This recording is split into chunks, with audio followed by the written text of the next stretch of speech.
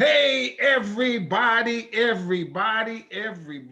man, I got a twosome for you today. Oh, man, ain't that not just one, but two people who know what they're talking about on this video. And you know what happens is, I don't just talk about Black history in America, I go for Black history across the globe, across the water. And really, I like to talk about Black history, and that's what we're going to do today. We're going to talk about it from the motherland, from Africa, where all life started, civilization began, where the brothers and sisters were doing their own math and science and education. And then we had that dark period where the Europeans came in and captured. That's what we're going to talk about today. But take a second, folks. Hit that subscribe button. It's free. You'll subscribe to the channel. You'll get all these videos. And when you hit that notifications button, you get a ding, because I post at least 1 or 2 new videos a week. And you want to see this stuff because it's good. It's good. All right. As you know, I got a movie out. It's called Business in the Black: The Rise of Black Business in America. I've got stuff about slaves who started businesses, who used the profits from their business to buy their freedom. I interview people whose family had a business in the 1900s. Incredible documentary. If you don't have a DVD player, you can watch it on your laptop because it's streaming on Amazon. That's right. To compliment my film, I wrote this book. It's called Black Business Book. Man, the book got over 200 facts. Yes. Over 200 facts that's going to blow your mind. And I'm telling you, I don't really add no commentary. I just let the fact stand on its own. And then I give you where I found the fact. You can look it up and learn more. But I sum all these facts up right there in my book. And the first fact in the book is really what we're going to talk about today. It's 1619 when they say the first 20 African brothers and sisters came to America. Well, there's a story behind how they got here, but it all really starts out, and I know what this is the deal right here. It starts in Africa. So our two guests are going to talk about the starting point in Africa. Gentlemen, would you introduce yourselves? Well, hi, I'm Dr. Ray Johnson, and have been involved in education. My postgraduate degrees in education and child psychology. And like you, I was always interested in terms of our history and our culture and how do we change that. And as I was a principal and assistant principal in school, and then I decided to start a school that would have the African perspective. And we had called the school a village concept.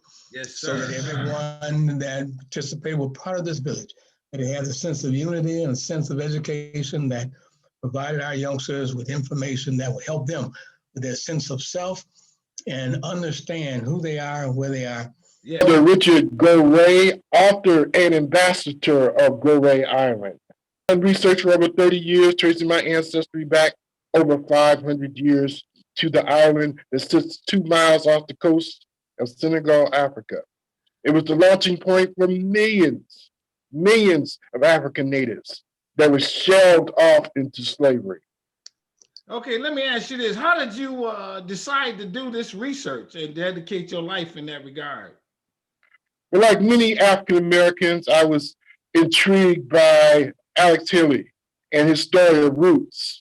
And I started searching for my own roots, doing genealogical research on my family tree, which led me to the island and the same name as my last name, which obviously piqued my curiosity, and found this rich history, unknown history, acclaimed but not acclaimed, about this island of no return. So now, when you look at Africa, a lot of people really just think it's a one big country, but it's a continent with how many countries inside of Africa? You know what? Let me give you some information on that. As a matter of fact, you know, and a lot of times folks don't really even have a concept of even how large it is. Good. You can fit the landmass of the lower 48 U.S. states multiplied by 3 into the continent of Africa. Okay. 56 countries make up the continent. Over 1,000 different languages covering 12 million square miles, 22% of the world's total land surface. And so when we began to take a look at that, the concept of architecture, dance, and writing began in Africa. Yeah. And Africa is considered the cradle of civilization. So many don't realize just how large it is. When you mention that, I happened to look at something I would share with our youngsters, that you can fit the whole lower 48 United States into the continent of Africa, and 56 countries make up the continent. Whoa, that's huge. So now, yes. Senegal, now, okay, when they did the African slave trade, they mostly got the Africans off the western side of the continent because it was closer to the port that was closer to coming to America and Europe. Is that correct? Exactly. Correct. Absolutely right. Now, so Senegal is on the border of the ocean? Atlantic Ocean, right at the western tip of the Atlantic Ocean, the most northwestern point of Africa. Right. If they were to estimate, if you know this number, how many Africans were actually captured and put enslaved? And how long did that last? When did they start doing it? That kind of thing. Well, beginning from the 1400s, when the Portuguese decided to travel west, down the West African coast to start navigational maps, they came across the small plot of land. It's a very, imagine 300 yards by 900 yards. It's a piece of land 2 miles off the coast of Africa, was a survival point. Gore'e means safe harbor. Okay. With that being said, they also discovered there was a vast trading network of West Africans that led all the way across the Sierra, all the way to Egypt and to the Nile River. Okay, stop it right there. What does that mean? There was a trading point. What do you mean by that? Well, with the Empire of Mali, the great Empire of Mali, and the great king, Massa Musa, during the 1400s, which was noted for being the most richest man in the world. He began a trade network of things like gold, silver, herbs, spices that led across the Sierra all the way to the Atlantic Ocean. When Europeans discovered this trade network, they wanted to get involved, and they infiltrated the African tribal system by incohabitating with African women. Oh, really? Yes, that was their plan. They knew that they wanted to get into this trade network. So they got with the African woman and begot the mulatto child. Well, many times the European would leave Gory Island with the woman and child, the African woman and child on the island to survive on their own. So you can imagine a place where woman and child and a community, there's a lot of these mulatto children from European fathers, a community of mulatto grew on that island.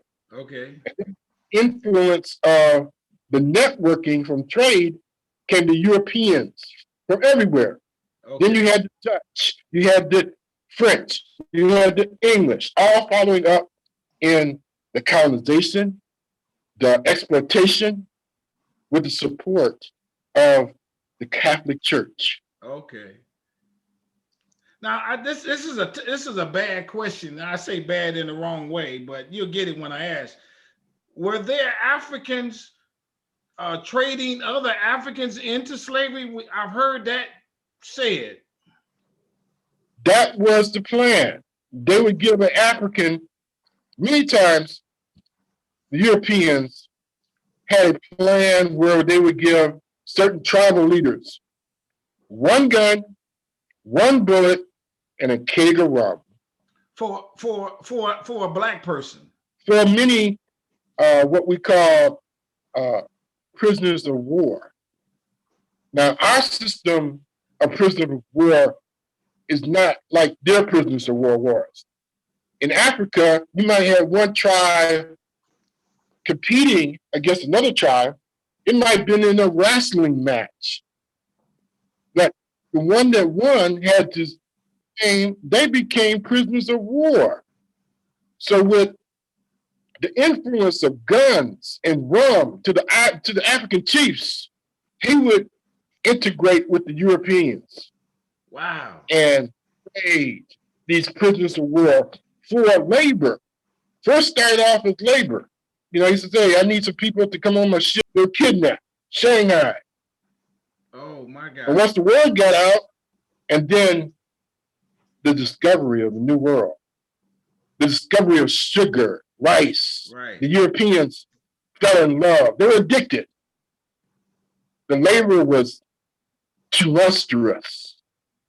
You get sugar plantations up to your waist in water with snakes.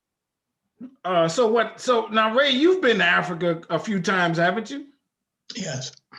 What was your take on Africans and their relation with Americans? Mm-hmm. Did they continually and embrace you as a brother, who, knowing that you could be a cousin way down the line? Did you get that feeling? Actually, I did. And as a matter of fact, part of the thing that I would do with my schools to help them to understand that they were not just citizens of America, but citizens of the world. When they got seventh grade, we would take them abroad, and we would take them to Dakar, Senegal. And in many instances, they were embraced by, the people that were there. But I've been there and I've helped them there in Senegal and Dakar with education, as well as Ethiopia, and as well as Ghana. And there's always been a positive interaction. Then there are, occasions of maybe some individuals, but in general, there was a positive interaction. They were always interested in terms of what was going on and in our country and how Black folks were doing and what have you. What is interesting too that I found is, how aware they were of so much that we were doing here. Yeah. But I did not really experience any negative. When we talk about Senegal, you say, and I hope I'm pronouncing Gory Island. Yes. Goree is the proper pronunciation. First, the French were the main occupants of Senegal. Okay. It used to be where the Senegal River was a dividing point between the English and the French. The French took the lower part of Senegambia, which was originally called, and the upper part beyond the Senegal River was called Senegal. Okay. Now, so the French pronunciation is Gore'e. Okay, Gore'e. There's an accent over the first E, French. Now, you said something about the Goree Island. What is the Goree Island compared to Senegal? It's like a small island. You imagine a small island that you can actually see from the shore of Africa, at the end of Africa. Okay. It's a small little island. And there's no bridge that takes you there. You have to take a ferry boat over to the island. Okay. It is a point of history, a point where you can see and feel the spirits of the ancestors. Okay.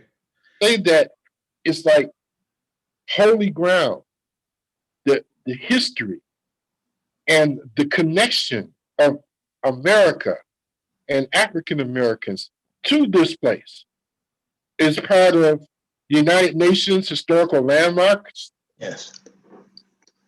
And it's just my personal experience is I could actually feel and hear the spirits of the ancestors calling. Yes. Now, when they talk about slaves being taken from Africa, shipped to Europe, to the Caribbean, to South America, to North America, how many ports would they say there was to take them? And is Goree Island the most noted port where most of the slaves actually left Africa? Absolutely, because of its geographical location, it was obvious that this particular point of leaving Africa would be vital. So is Senegal the one spot that most of the Africans who went into slavery come from Senegal? Was that like the biggest country to lose Africans? You're talking about hundreds of millions of Africans. They came from the regions from west, north, south, and east, all the surrounding areas of Africa. Okay. Senegal, but you had Africans that come from the Congo, that you had Africans that came across the Sierra. You had Africans that were as far as east as Zambia. Yep. Okay. Africans from all different regions came and were taken and separated. They made sure, the Europeans made sure that they separated the tribes so they could not communicate with each other. That gave them strength. That gave them knowledge of their ancestry. So what they had to do is they had to get them to Senegal. Let's say that's one port. And then from Senegal, they had to take them on a ferry to the island of Goree. Many ships docked around the island, just like it was a supermarket, okay? And a loading point. One after another, loads, slaves after slaves, filling the bellies of the slave ships, knowing that half the cargo would die. Now, to answer your question, Africans from all of Africa came through different slave ports along the West African coast. There were many, and that were, because it was a business, you know, some that was owned by the Dutch trading company, some was owned by the English, some was owned by the French, the Spanish, so on and so on. It was a business. I got you. And so you have to look at the whole western coast of Africa, and you will pinpoint different slave ports. But the main departure point was Gory Island. The main departure point was Gory Island. So Gory Island is and I've heard this term is called the door of no return. Yes. Absolutely. Is that Gory Island? Yes. That's Gory Island. Many times known as the door of no return because of the infamous building there. There's a building on Gory Island that is a tourist attraction. They call it the House of Slaves. This building was constructed so that they could storehouse them, they could separate them, they could fatten them up if they needed fattening up, they could do anything they wanted to brand them before they got to the point where they went through this one door. Yep. Now that one door is so symbolistic that your world leaders stood and reminisce on what happened there. One of the times when I was there, Obama was there. Richard, is that building, that door, if you had your choice and you had your chance, would you want to blow that up, or do you want it to stand in memories? I definitely want it to stand in memories. We need to know where we came from, Our children need to know where they came from. That part of history is anonymous with who we are and what we are. Exactly. So, I mean, and understand there is an open doorway, 24/7. That you see that doorway, and the Africans that were shoved into those little cave-like cell, dark dwellings before they would be loaded onto the ships. Well, that's all they seen was that door that open door, and the light that shined through that door. That's all they seen from the darkness of their cells, their shackles, was that light from that open door that continues to shine through even to this day for over 500 years. Did word get back somehow to the Africans over there that, okay, now this plan to work with these Europeans is not working out good, and that we got to try to now fight back before we get captured? There was many slave revolts. Don't get me wrong. There was, Africans fought back, but they were overcome. There's a philosophy or a term, say, outnumbered, outgunned. Well, with the Europeans giving support from England and France and Spain and Catholic Church, a lot of people don't know that the first slave ship was named Jesus. Catholic popes during that time would come and anoint the ships before they would leave, knowing that half the cargo would die. So with that financial support, they created what they called a triangular slave trade. That meant the ships would go to the Caribbeans, they would pick up the rum, the rice, and then they would take that to Europe, and the sugar, and take that to Europe and trade that for gunpowder and weapons. And they would take that triangular trade where it started, Africa, and manipulate the African kings with the rum. Like many times today, we look at, hey, the brother on the corner, you give him a bottle of rum or give him a bottle of whiskey or whatever. Yeah. He's liberated. He's easy to manipulate. Okay. So now, but I mean, again, did word get, and I think you answered this though, did word get back that, hey man, what we doing ain't right to the African kings, and that when they come over here looking for something, we're going to give them a fight, and however possible, try to kill them with the spears or whatever? Sure. I mean, there's record of many battles, many slave revolts, okay? Yes. The Amistad being one of them, great film, anywhere they could fight, they tried to fight and get their freedom. Right. But again, outnumbered and outgunned, and Catholic Church wrote a document in the 1600s giving the European powers, that means all the Dutch, French, whatever, English, the permission to kill, plunder, rape, anything. Wow. To Africa. Anything. Because they knew they had the gold, they had the diamonds, they had everything they wanted. But the Catholic Church did that. Now, for the most part, and if I'm going to try to make it as simplistic as possible, they captured Africans so they could have free labor. For the most part, yes. For the most part, yes. Exactly. Even like Europeans use the labor, like, as I hear the stories, and in Europe, they didn't really use them for farming. Maybe they did some farming, but they used them for servants back in those days. Them Africans, they were the butlers and the housemaids and all that. So they just used this for free labor.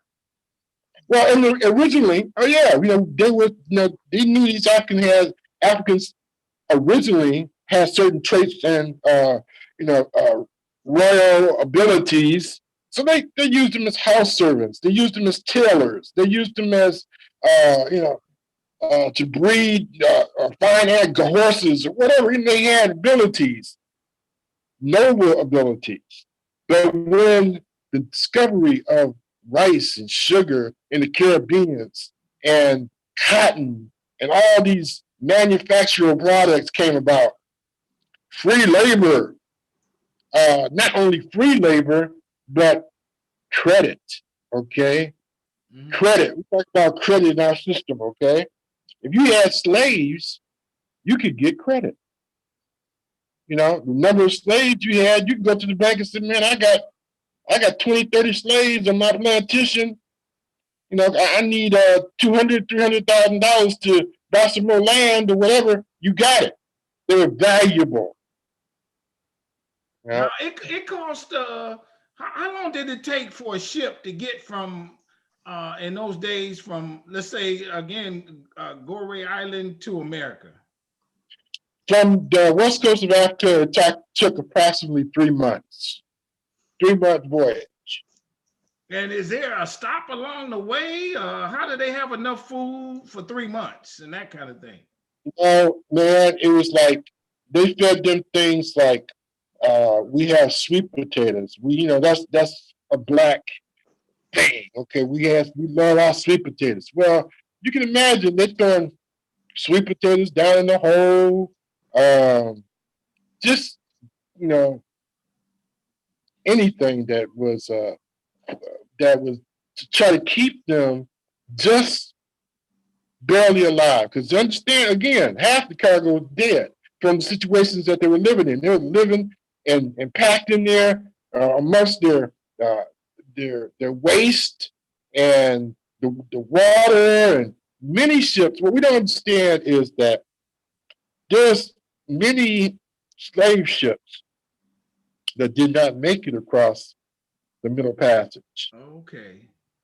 We look at these hurricanes that ravage those are the spirits of the Africans who died on those slave ships. Right. Okay. That's echoing out.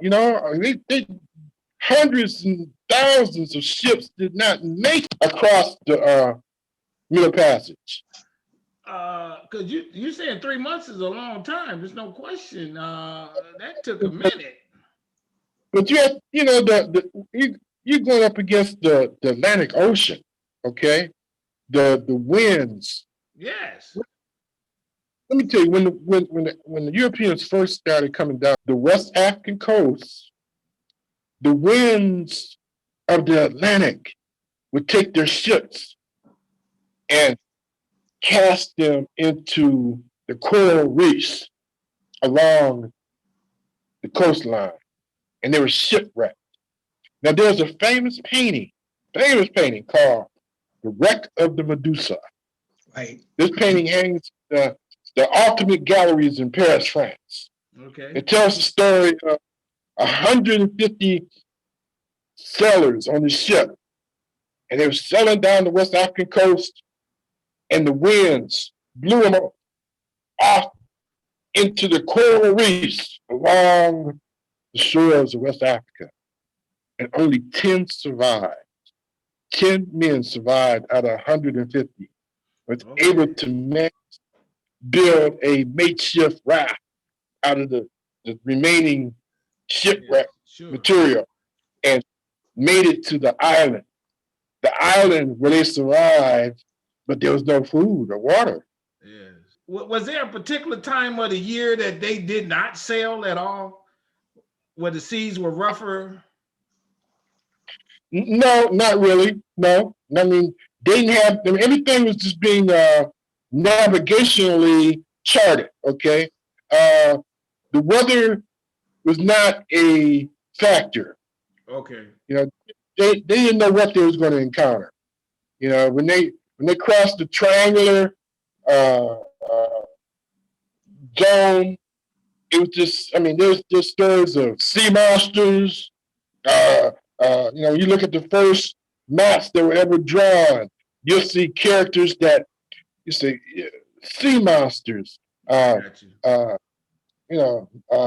Women that were part human and part fish. I got you. Which you ask Africans in Africa about these women in Sierra Leone, this is true. They are, they'll say, we've seen these women out from the shore. They're part human and they're part fish. Wow. So they didn't know what to encounter. It was, because they were coming from themselves. Europe at that time was coming from a medieval concept, okay? So they was experimenting with all kind of stuff. I got you. All right, well, as we kind of come to a close, because you have blown my mind, you two gentlemen there, you two historians with this, and I think that I got some idea. Is there? Yeah, I was going to say, you wrote a book on it, and that's a picture of your book. Yes, sir. What's the title? Signares. And that means what? Signares, the women of Gory Island. Okay. These were the mulatto women that were the offsprings of European men. For 600 years, Gore'e